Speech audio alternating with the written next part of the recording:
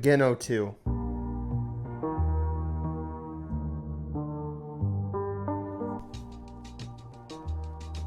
This is not the video you think it is.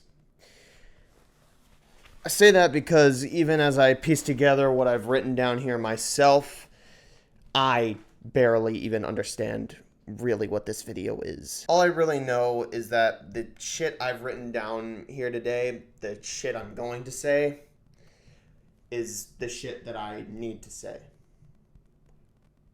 So let's get to saying it. On September 16th, 2024, KSI, Logan Paul, and MrBeast launched Lunchley, a competitor to Lunchables. Now, arguably, Lunchley would have been just fine if it had released under different circumstances. However, the circumstances it released under were Logan Paul being hot off the block of a crypto scam, and MrBeast dealing with that dog pack guy facing a bunch of serious allegations that are mostly untrue, I think. Case in point, 2 of the 3 hosts were already not exactly beloved by the general public at this point, so the product was already off on bad footing. But of course, there was nobody who this product sat worse with than Dan the Diamond Minecart, who just laid out all the problems with Lunchley in like 1 paragraph. Now, I don't even really have a lot of nostalgia for Dan TDM. I've always been more of a stampy, long-head man myself.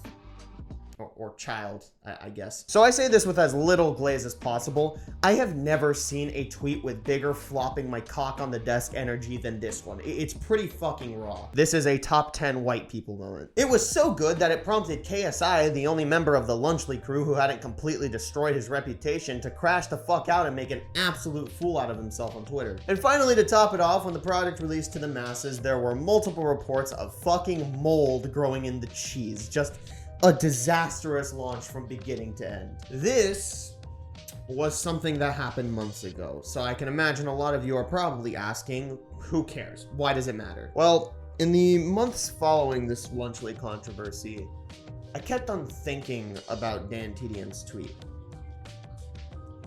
No. I kept thinking about the opening sentence. What happened to YouTubers, man? What happened to YouTubers, man?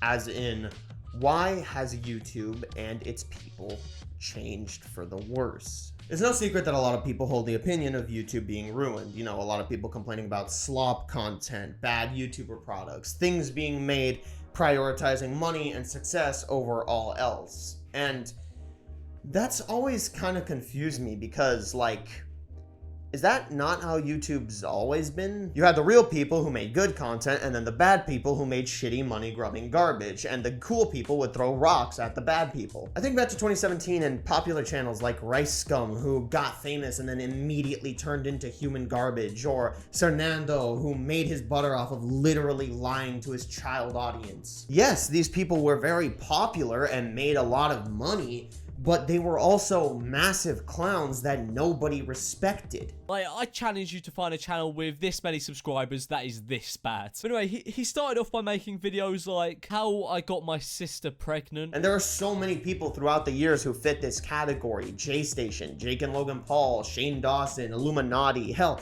these people are half the reason commentary is even still a genre. So what happened now? What's with the claims of these types of people ruining YouTube? Well, I think I found an answer.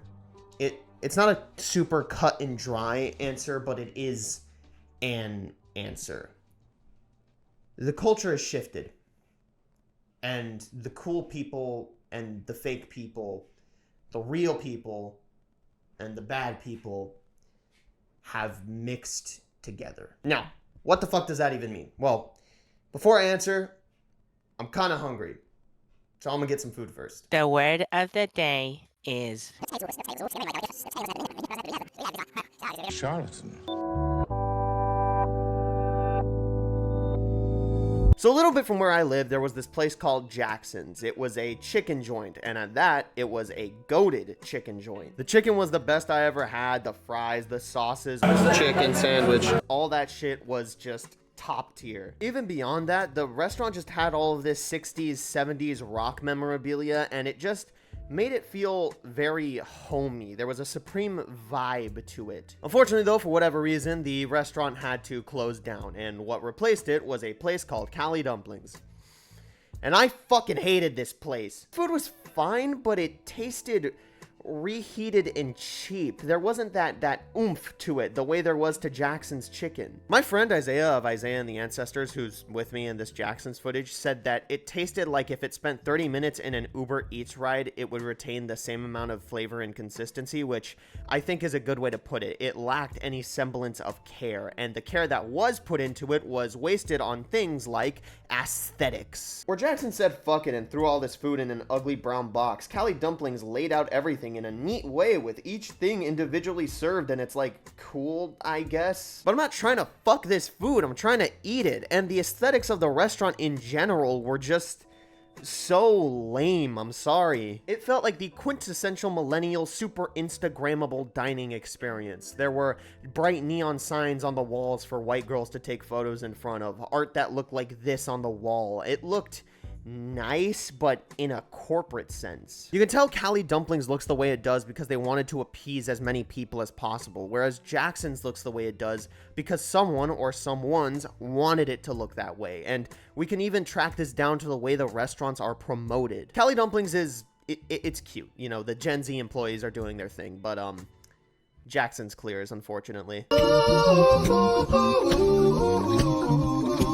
It is so clear that Joseph Jackson Bubba Mahone does not know how to edit, but this is great because it means that every single video on the Jackson's Instagram account is comedy gold. So this is a new menu item we're having, coming on the menu very, very soon. These are the mac and cheese bites.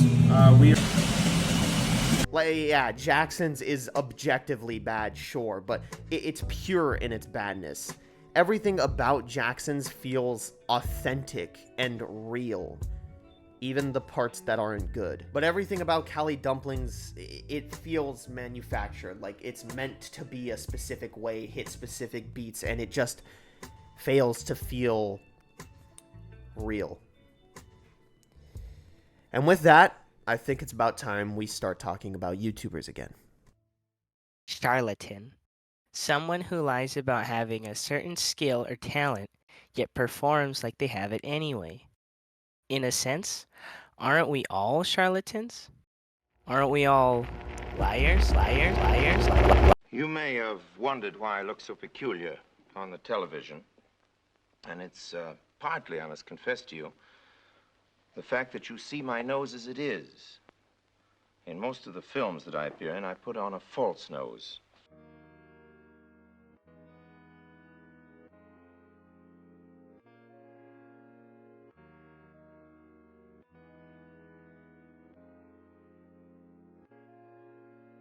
Alright, so before we get into the corporate YouTubers, we first have to establish who we're even criticizing, because, like always with the internet, there are people who are just being pricks. So I've decided to split our subjects into two groups: corporate channels and slop channels. Corporate channels are channels that make machine precision content that is meant to bait the almighty algorithm, and slop channels are channels that make low effort content that focuses on topical events in order to get more views. I'm gonna go ahead and focus on the corporate channels first. This is stuff like LinkyBox, SunnyV2, Internet Anarchist, you know, the guys that nobody likes. Or do they? As absolutely stupid and asinine we, and yes, we as in you and I, because you're one of the smart people. As absolutely stupid and asinine as we may find a channel like SunnyV2 because of his dry, boring content that offers nothing, the general public, more or less, still seems to fuck with him. If he lost his goodwill around the Ava Chris Tyson situation, let's say, why is he still pulling in millions upon millions of views each video that he drops? Pulling in millions upon millions of views doesn't mean that you magically lose the right to be criticized or suddenly gain good taste, but it does mean that to the general public, you're doing something right. Why? I thought we all kind of agreed that these videos were slop. Every single one of SunnyV2's videos is a rushed out shallow husk of what it claims to be with zero personality. Why does nobody outside of Twitter really seem to give a fuck? Well, it's because Sonny played it perfectly. He didn't say anything about his situations, MrBeast or otherwise, and continued to roll out these algorithm baity videos. Sonny V2 has no other social media, and at this point I feel comfortable in saying that it is deliberate, especially since he went as far as to stop using the post functionality on his YouTube. He's just a video essay machine at this point. Nothing more, nothing less. All real semblance of humanity has been stripped from him. And boy, did that decision make him a lot of money. You know, I wonder why people are trying to copy him. See, a lot of people blame the decline of video essays on Sonny V2, which is not an awful person to stick that to, because more often than not, if there's a quality to a video essay you hate, chances are it stems from our boy Sonny, the true DoorDash bait dumplings of the YouTube landscape. But if you're looking for who ruined and corporatized YouTube as a whole, you have to look a little bit higher than that. You have to look for the Beast. MrBeast is perhaps one of the most successful pathological liars I have seen in my time on the internet. It took him doing 11 years of filmed charity work before people finally caught on to the idea that he might be a little bit more profit driven than we initially realized. And don't worry, I include myself in that bracket. I've always believed that insincere charity is better than sincere apathy, so I don't really care that MrBeast is only doing these charitable things for money or whatever. And since that dog pack guy seems to be a proven hack at this point, MrBeast is more or less off the hook in that regard, but honestly, Dogpack's videos did kind of succeed in killing Jimmy's image for me. Because when these very serious allegations were levied against him, he said nothing and carried on business as usual. Sound familiar? And so I began to become a lot more accepting of the criticisms of MrBeast, and I found out that more or less Jimmy is really the one who made YouTube into, well, into what it is right now. Video starts straight in the action, hyper attentive editing, no stop, zero quiet space, and just the most abrupt ending possible. These are all traits that most big YouTubers have now, and it's all because Big Man Beast found out that if you close your mouth in the thumbnail, you get slightly more views. Now, a lot of these changes bother me personally. Like, do you remember when YouTube videos used to end? They used to be like, okay, that's all the time I got for today, guys. Goodbye. Be sure to like and subscribe. Maybe they would update you on, you know, what's coming next. They'd have like a little outro song. Yeah, I miss that. But this bothers me further because the changes aren't made to make the videos themselves better. They're made to make the videos more appealing to the algorithm. And of course, it worked. Beast has like a bajillion channels, all of which gather him billions of views, 100,000 sponsorships, and of course, all of his other sources of revenue, such as the Beast line of toys, Beast Burger, Lunchley, Feastables, MrBeast Football. That's another thing people have been catching on to and giving flack for. YouTuber products, which it's kind of a stark contrast from back in the day, no? Do you remember when Markiplier and Jacksepticeye launched their clothing brand and everyone loved it? Do you remember when Jacksepticeye dropped his coffee brand and everyone was cheering him on? Hell, do you remember when KSI and Logan Paul launched Prime? Everyone was excited about it. Hell, even YouTubers who would never in a million years back something like Lunchley were backing Prime. So, what the hell changed? Well, the fact that YouTubers aren't really the underdogs anymore. The marketing behind, let's take Prime for example, was that it was a drink made by YouTubers that was not only on the level of its competitors, it was better.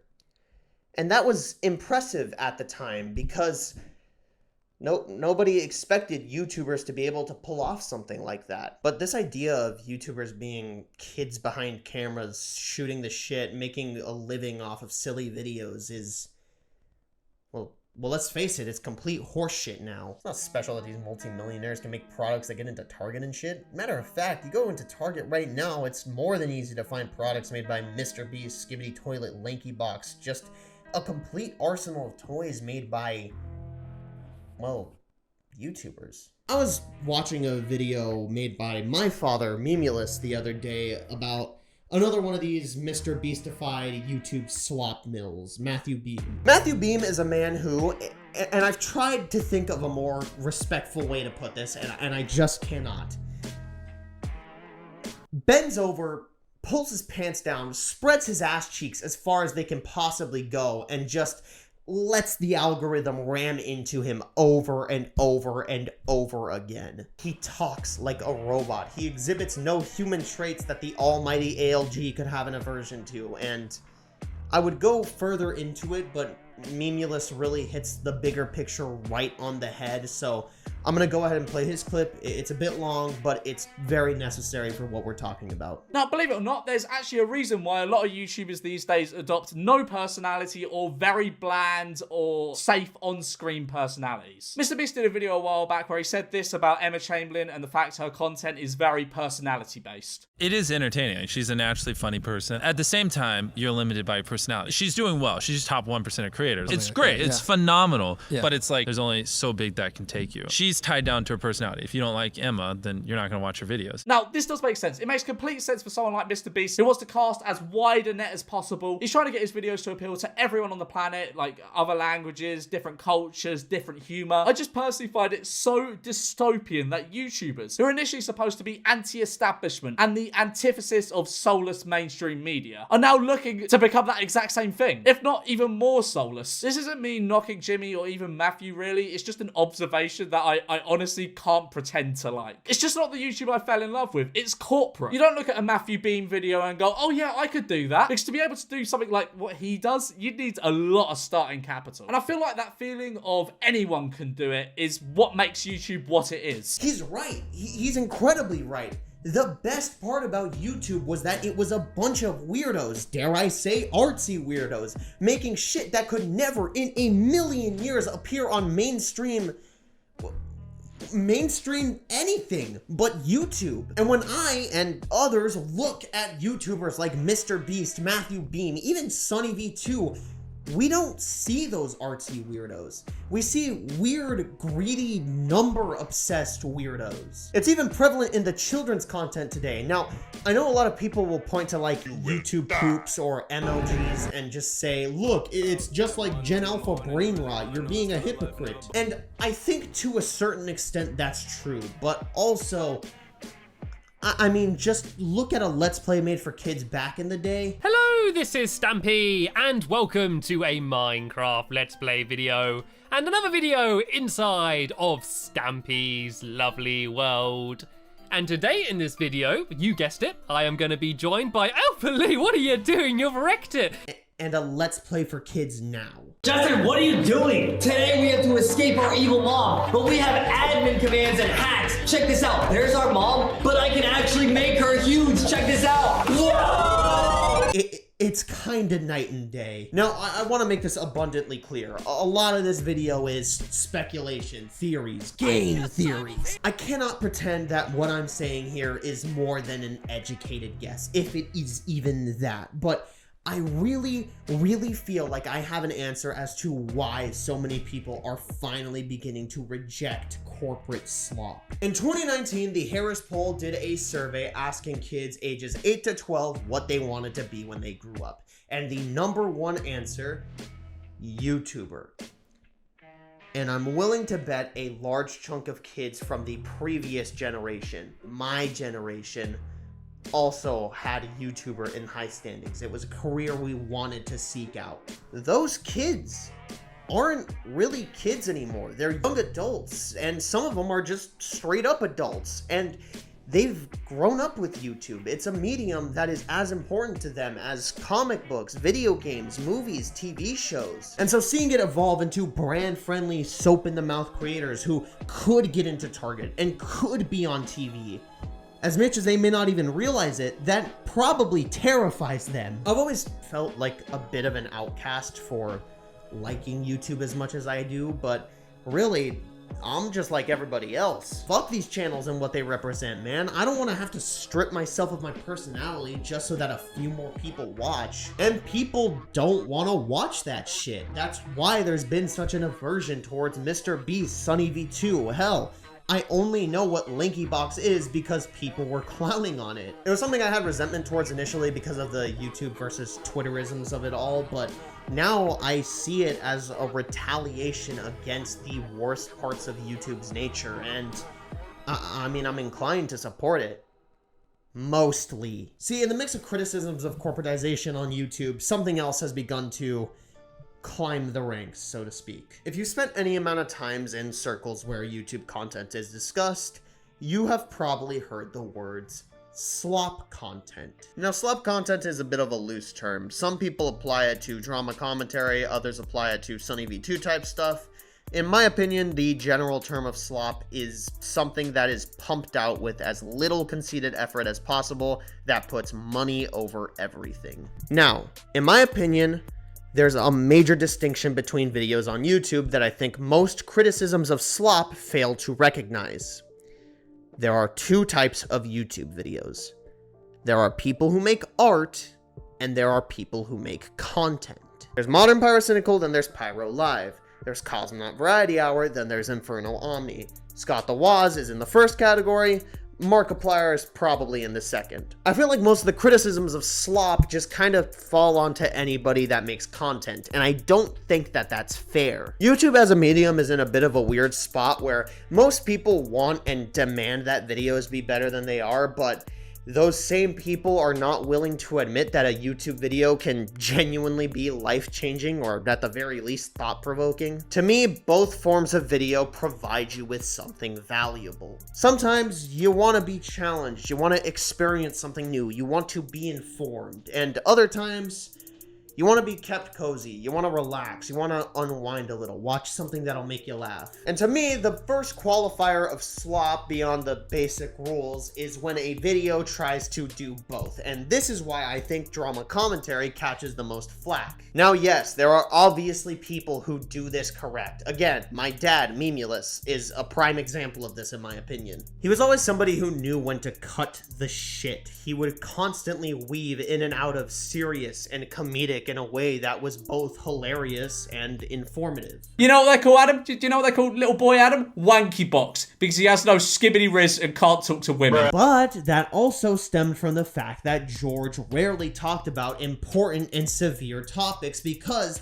he knew that the purpose of his videos was to have a good time. If you don't know what L-Skate is, it's pretty much where loads of videos have been like targeted towards kids, where they're either like graphic, sexual, or disturbing in some way. I made a video on it, but I didn't really go into like the darker side of it. Like there's a lot of child exploitation in it. I just didn't really want to go into it because I kind of just like to have a laugh on this channel. And that discipline, that ability to know when to shut the fuck up is not prevalent in what I would consider true slop. Look at someone like Cheeto, a drama commentary channel who I'm fairly certain traveled here via wormhole from 2016. Cheeto was covering the SS Sniper Wolf Jax Films doxing dilemma as it was going down, and in the midst of it, accused SS Sniper Wolf of copyright striking someone, which was later proven to be bullshit. And when he was confronted about it, this fool said that he wasn't going to take his video down because it was doing too well. How much more misinformation is actually stopped by me deleting it from me doing everything I just did? Maybe like what, 2%, 3%?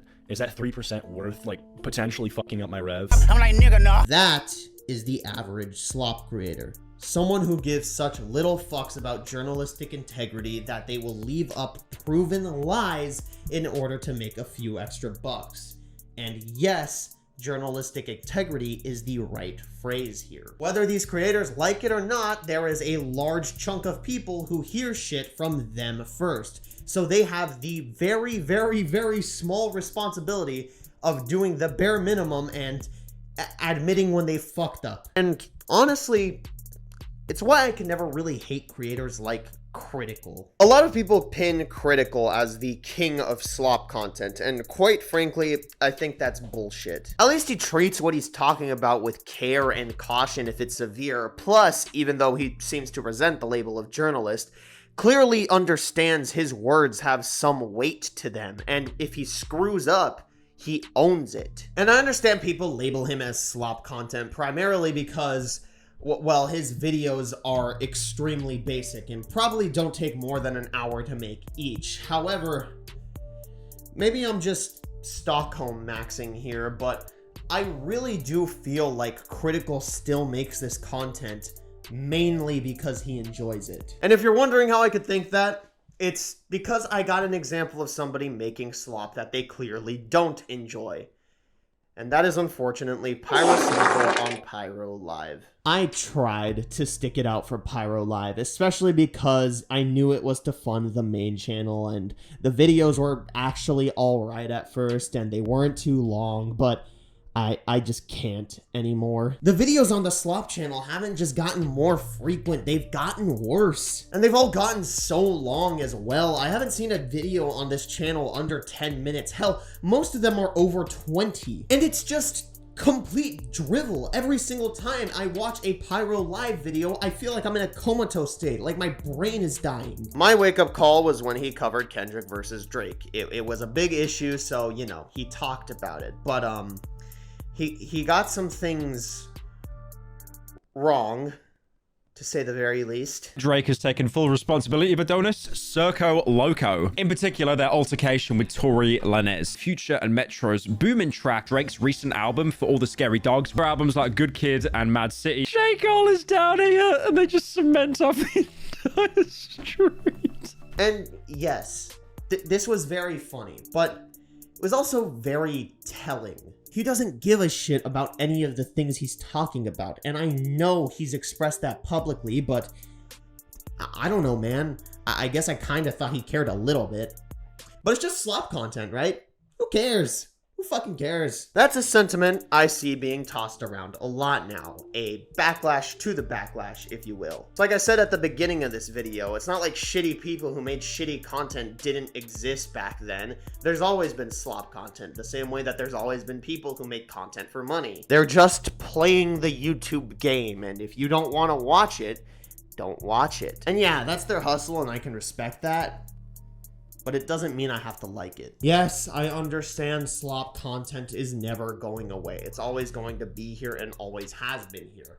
Yes, I understand that in the broader scheme of things, it doesn't matter, but every time I look at slop content, I can't help but think that it's the antithesis of every single piece of YouTube that I fell in love with. I think in retrospect, a big problem I have with corporate content and slop content alike is them trying to hide their intentions being more or less entirely for money. Whether that be faking excitement about it like Beast, or making vapid, self-aware jokes about it like Pyro, which I think he deconstructs pretty thoroughly himself. Self-awareness, while adding nothing else, is not funny. It's a buffer or a medium. You need to mix it in with something else. Being self-aware for the sake of being self-aware does nothing. They're not the only ones, they just come to mind first, but I fucking hate this fakeness. It is such an insult to the viewer's intelligence. I guess what it comes down to, I really just want YouTubers to be more honest with us. I want them to be more real. But what the fuck does that even mean?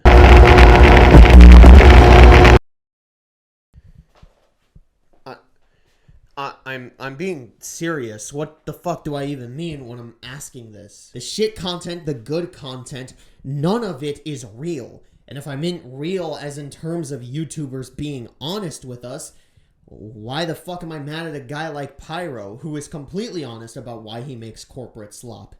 Fucking self-awareness with nothing added to it, my ass. He's more honest than some of the YouTubers I was uplifting earlier. You think Scott the Waz or Cosmonaut Variety Hour don't care about making money on YouTube? You're a fucking moron if you think that. Remoto2112 has a video up on his channel talking about slop content, and I was gonna chop this segment. The age of the individual is kind of dead and replaced with an algorithm that effectively tells us how to feel. And then I was gonna talk about how, oh, that's not really true.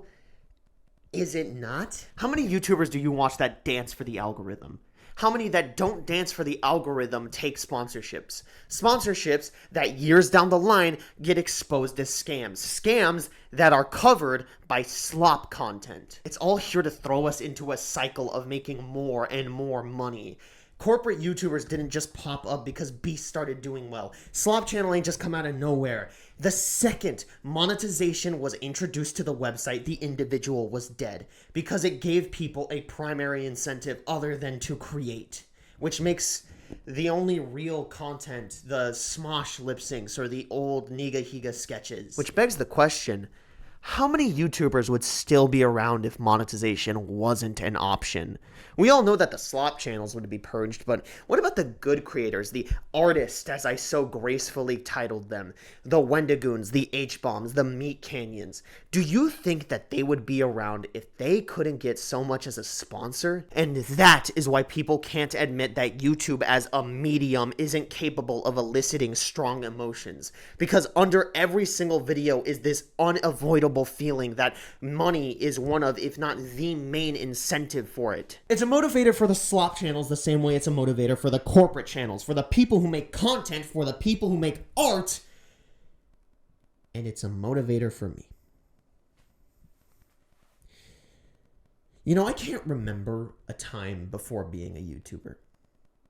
I can't even begin to fathom a time before wanting to be a YouTuber. The idea has been grafted into me since I knew what the internet was. And I always prided myself on being true, being honest about my place in the world, the fact that I was making the content I wanted to make, the fact that I knew I would never sell my soul, the fact that I was being real.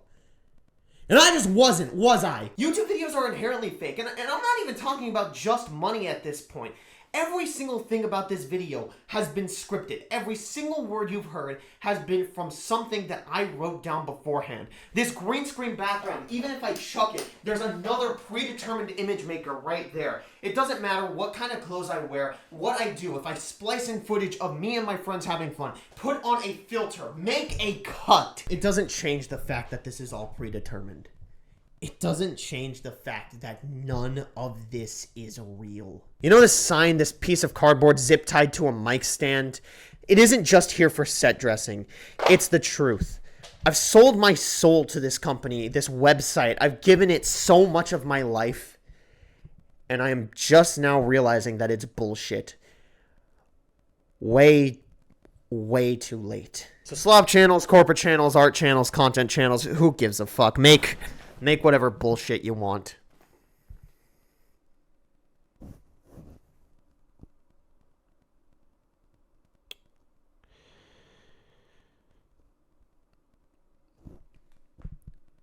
But people aren't making what they want. They're making what the algorithm wants.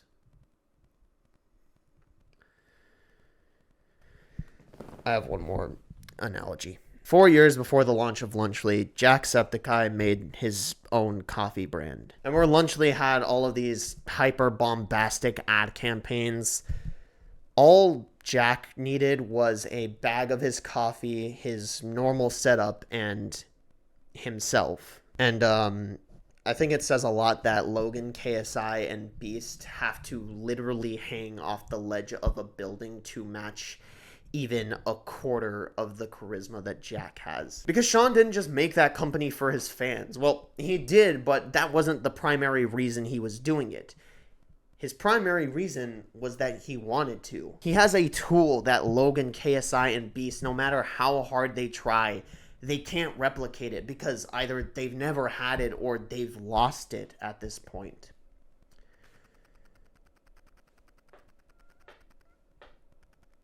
Realness.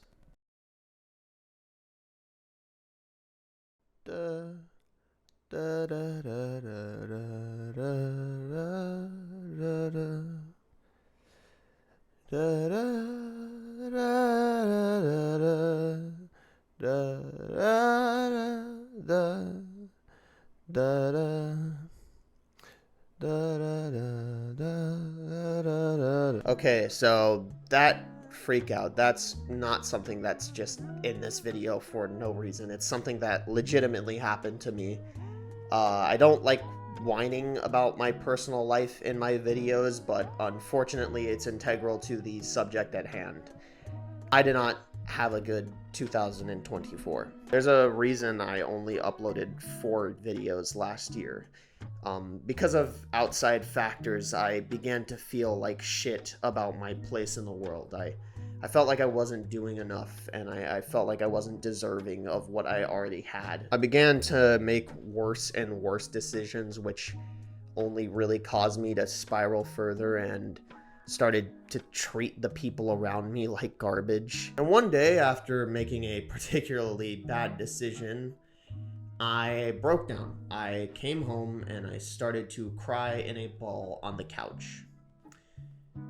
Not a very worthwhile experience, let me tell you that. Now, I was able to get a therapist, but our meeting was on a Sunday, and all of this went down on a Monday. So for 7 days, I lived my life in a completely crushed state. I had no passion to do anything. My job, my housework, I barely wanted to leave my fucking house.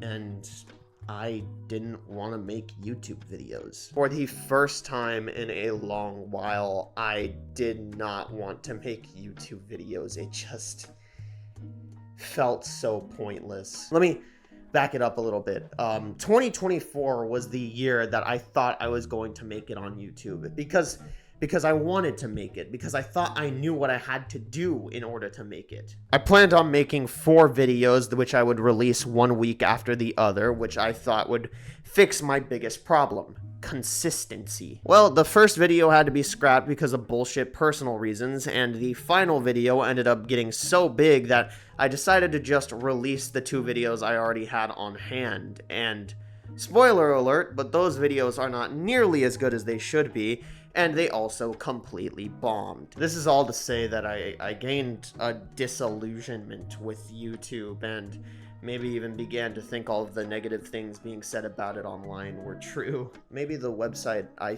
fell in love with didn't really exist. Maybe it was a whole lie I told myself so that I could feel special. But it wasn't. And, you know why? Because I clearly was not the only one who had a bad 2024 on YouTube. So being totally honest, I used to treat the internet as an escape from my dog shit real life. But now it's really become that real life is the escapism for me now. Like, I love posting and creating things, but I don't like interacting with the internet around me anymore. Because I've covered so many, like, drama stories and everything, it's pretty much all that I ever get told about when I'm streaming, and it's become such a massive headache, and it's just constant negativity that I'm fully flooded with. Is it just me, or does it feel like the internet is just getting angrier and angrier all the time?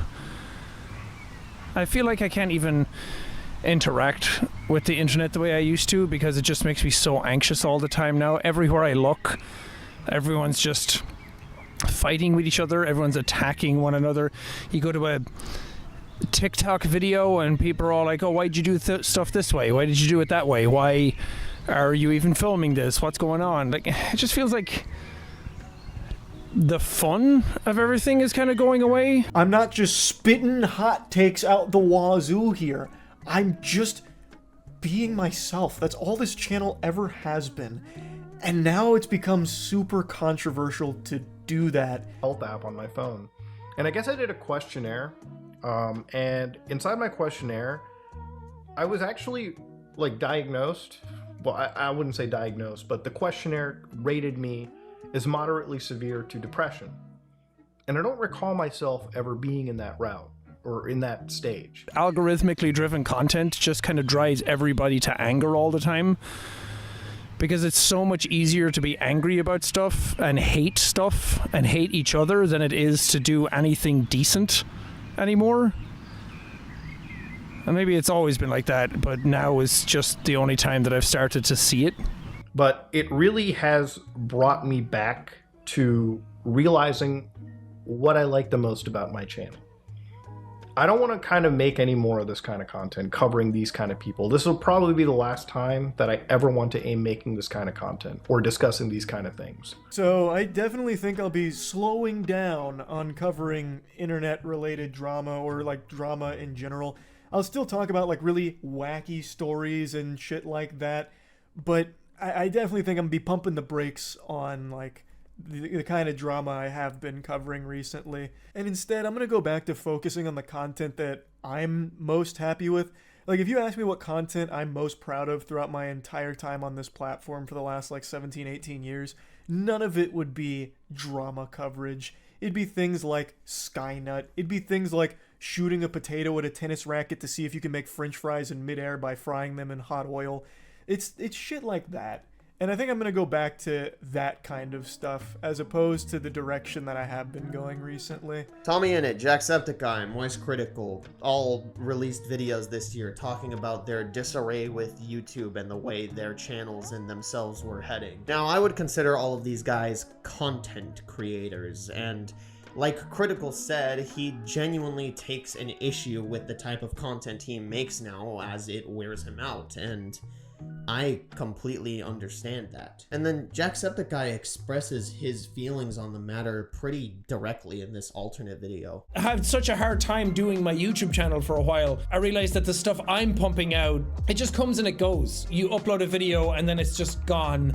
And it's like, oh, I was just kind of like filling a gap, wasn't I? And that's fine. There is place for that. Like, I'm not against anybody doing that. It's just for me and my sensibilities where I am right now, the stuff I like to do is a bit more than that. Like, I want to pour my heart into something that's a bit more artistic and takes a bit more time, and there's a bit of like delayed gratification from doing it. Like, you enjoy the whole process to it. And this is something I've noticed about the process of making content as opposed to making art. As fun as content creation can be, I've done it a few times, it can really wear you out, and I can imagine that is especially the case when they're talking about things like child predators, people who've done horrible things.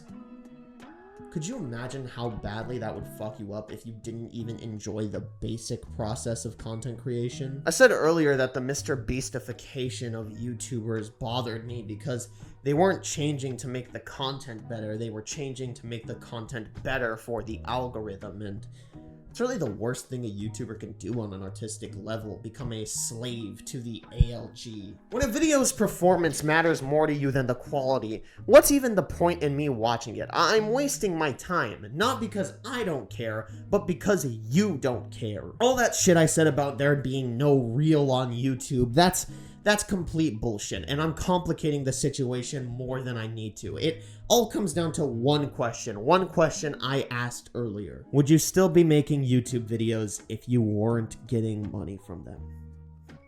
And the real ones are going to answer yes, because they love what they were doing, because they remember a time when they were making videos without getting money and doing it anyway, because the best moments of being a YouTuber are not, when the ad revenue hits or when you get a 1 in 10. It's riding through your city, capturing footage with your friends. It's trying a new visual trick in your editing software and not knowing if it'll work or not. It's staying up at an ungodly hour to finish a script and the pure euphoria you feel when you're finally finished. It's all of these things. That is what makes YouTube real. And I know there are a lot of creators who they'll see the rise of popularity in slop content, in corporate content, and they'll get demotivated. Now, a lot of people who make videos on this topic, they'll try to rally the world against slop content, and I'm not gonna do that because being realistic, slop content is never going away. The average person could give less of a shit about the integrity of YouTube. And again, that could feel demoralizing. It could feel like you would never be able to make it in a million years on YouTube if you aren't algorithm baiting, but that's not true. Tommy In It, a creator who I don't necessarily have in my good graces, made a really good video on this exact topic, and I'll let him say it. Bit harsh. But I mean, a real YouTuber, a person that's going to stick with people, then you do it your own way. Because I don't know how the fuck I'm here. And I've spoken to every one of the best YouTubers there have ever been. Picking their brains, asking them some really hard questions so I could try to navigate this all for myself. And after doing that for 4 years, I can very comfortably and securely tell you, none of them knew how to get here. They didn't know how they got here. None of them can retrace that. They just did what they love, they gave it their absolute best, and looking back, They were in the right place at the right time. I released my 2 algorithm baity videos in early 2024, and they didn't just flop, they were significantly worse than they should have been. And you know what? I took a step back, and I spent 4 months making something I genuinely wanted to make, something that I legitimately cared about. And what do you know? It's on track to become my most popular video. And I want to get this out there to all the small creators who might be watching this video. Don't get demoralized because corporate slop is always going to exist on the platform. Because as long as you're here, as long as we're here, artsy weirdos are gonna exist right alongside them. Are we ever going to be as big as the corporate slop channels? Well, maybe not, but who really gives a fuck? Do you really want to be put amongst the likes of Cheeto and Matthew Beam, or would you rather be with Jaden Animations, Degenerosity, Carthus Dojo, Jax Films, Cosmonaut Variety Hour, Raymundo 2112, Scott the Waz? Because I know which side I'd choose, and I get the feeling you do too. Maybe someone like Raymundo won't be as popular as MrBeast or whatever, but when I finish a MrBeast video, well, I'm finished with it. But when I finish a Raymundo video, I think about it for more often than not the rest of my day. It's something that sticks with me the same way I can recite the entirety of Degenerosity's Little Caesars video off the top of my head. How the hell do you know what cardboard tastes like? Fellas, you homeless! The same way I can watch any of Cosmonaut Variety Hour's videos whenever and have a good time. These people are not the most big creators, but they're the most everlasting, the most impactful, the ones that'll stick with you for the rest of your life. This song, the title of this segment, the subtitle of this video really, Watch the Party Die. It's a song where Kendrick really delves into battle with meaningless, soulless songs within the hip-hop landscape, and I don't know, I guess it's just nice to see slop being rejected in all mediums. If you are a creator and you do not like corporate content, your method of combating it is as simple as being you, making the content that you want to make. Make so much of it that the algorithm can't ignore it. Because the best creators on this site, the ones that stick with people, aren't the ones that follow the algorithm to a T. They got up and they forged their own path. So I'm gonna do that, and you should too. And maybe it'll never fully happen, but by simply uploading videos with heart and soul, you are contributing to the death of corporate YouTube. And I don't know, I think that's a beautiful thing. Thank you for watching. I've been the man of the inverse sun, and remember, no future for the ones stuck in they mind.